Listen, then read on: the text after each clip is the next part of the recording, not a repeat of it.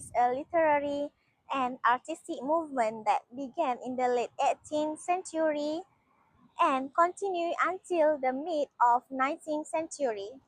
It developed as a reaction against the Industrial Revolution and Enlightenment. which focus too much on logic, science, and industrial progress. Instead, Romanticism focused on the emotion, imaginations, and nature. It celebrates beauty, freedom, and personal feelings. During this time, writers often expressed deep emotions and connected strongly with nature as a source of inspiration.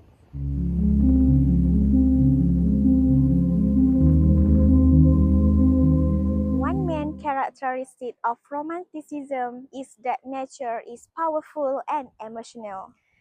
Romantic writers believe nature is alive and reflects humans' feelings. For example, a storm can represent sadness while a calm river can show the peace.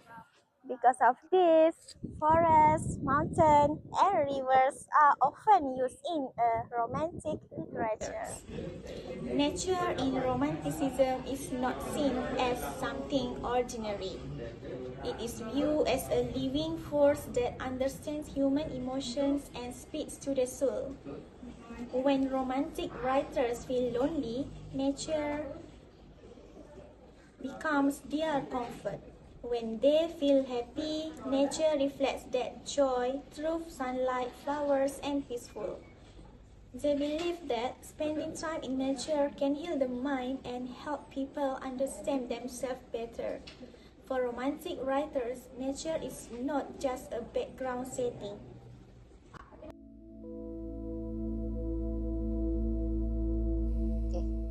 Another important feature of Romanticism is the emphasis on emotions and feelings over logic. Romantic writers believe that feelings and imagination are more important than rational thinking. They often explore dreams, emotions, and personal experiences in their writing. Instead of focusing on rules or fact, Romanticism allows creativity and personal expression to flow freely. Even in daily life, we can clearly see this idea of romanticism. When people feel stressed, overwhelmed, or confused, they don't always depend on logic or facts alone to cope with their emotions. Instead, many people naturally turn to creative ways to express what they feel inside.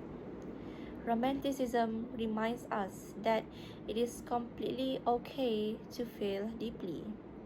Every emotion has meaning, whether it is sadness, joy, confusion, or even excitement. These emotions are a natural part of being human and they help us shape who we are.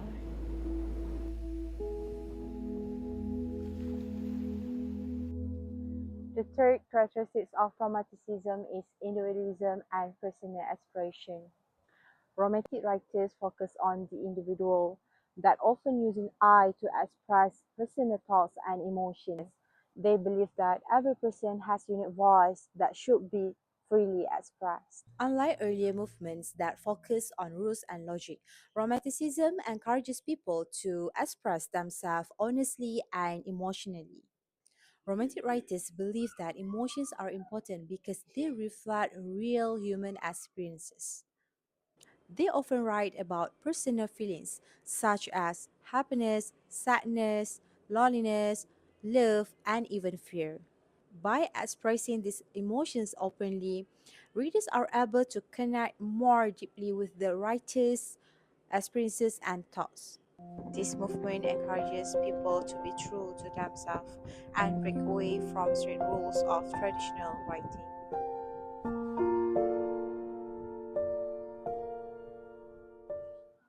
One famous romantic poet is William Wordsworth. He is well known for his poem, I Wandered Lonely as a Cloud. This poem describes the beauty of nature, especially daffodils, and how nature brings peace and happiness to human mind. I wandered lonely as a cloud that floats on high over vales and hills, when all at once I saw a crowd, a host of golden daffodils.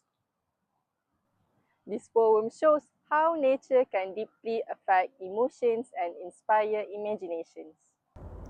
This idea is very important in Romanticism because Romantic writers believed that nature was closely connected to the human emotions. For William Wordsworth, nature was not just something beautiful to look at, but also something that could bring peace and comfort to the human mind. In this poem, the daffodils symbolize happiness, peace, and emotional well-being. Although they are simple flowers, Wordsworth describes them in a powerful and meaningful way. Another important aspect of the poem is the use of literary devices. For example, Wordsworth uses personification when he describes the daffodils as dancing in the breeze. This makes the flowers seem alive and connected to the human emotions.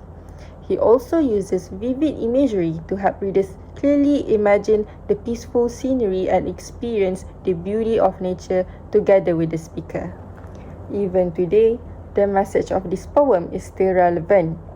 In modern society, people are often busy with technology and daily responsibilities.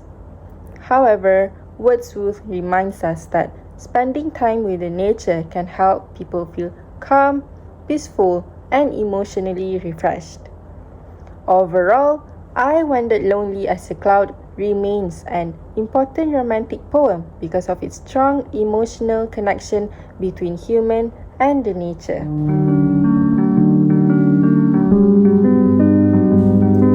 After seeing the poem, let's now break it down together and see why this poem perfectly represents the spirit of the Romanticism.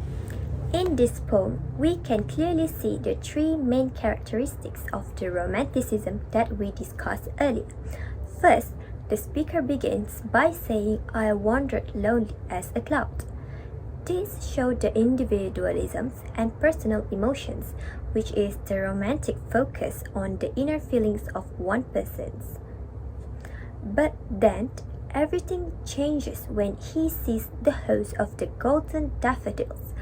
Wordsworth uses strong personifications, like the daffodils are fluttering and dancing in the breeze, and tossing their heads in sprightly dance. So this perfectly reflects the characteristic one, which is the power and emotions of the nature. Nature is not just a background, it is alive and can change a person's mood. The most romantic part comes at the end of the poem. For oft, when on my couch I lie, in vacant or in pensive mood, they flash upon that inward eye, which is the place of solitude. Even when the speaker is alone and feeling sad later, the memory and imaginations of the daffodils bring him joy again. So this clearly shows the characteristic 2 and 3, which is the power of imaginations and emotion over everyday reality. Now, let's make this interactive. Close your eyes and remember your own happy moment in nature. How does that memory makes you feel? This is exactly what Wordsworth wanted us to experience. So let's get back to my own explanations. In this poem, we can clearly see the Romanticism elements such as the nature, emotions, and imaginations. One of the positive aspects of this work is how it beautifully connects the human feelings with the nature. However, there is one of the limitations of this work, which is that it focuses more on the emotions rather than the realistics or the practical issues. Overall, this work could successfully reflect the Romanticism ideals by showing how nature can influence the human emotion deeply.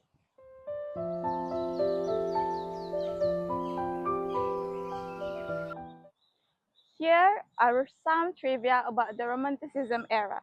Did you know that the Romantic poets loved taking walks in nature and spending time alone to find inspirations?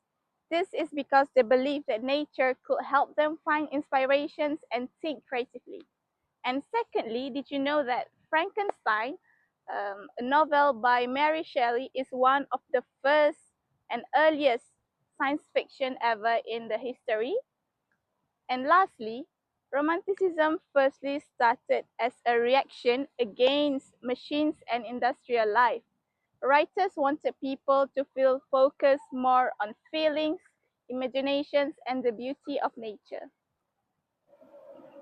Here's another interesting fact about Romanticism. Many Romantic writers believe that childhood was special because children were seen as innocent, imaginative, and closer to nature.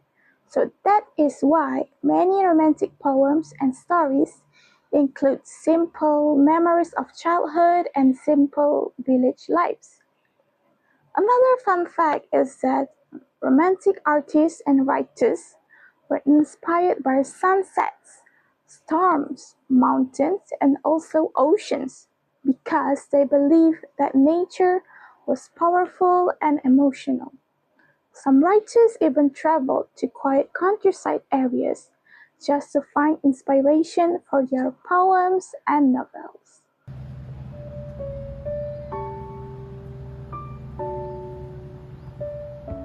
In comparison to modern days, life is busy and full of technologies.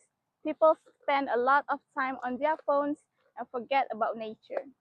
But Romanticism teaches us to slow down and appreciate simple things in life. It teaches us to value emotions, feelings, and personal experiences.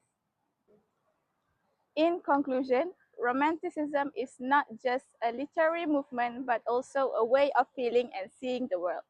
It teaches us value of nature, imagination, and individuality. Thank you.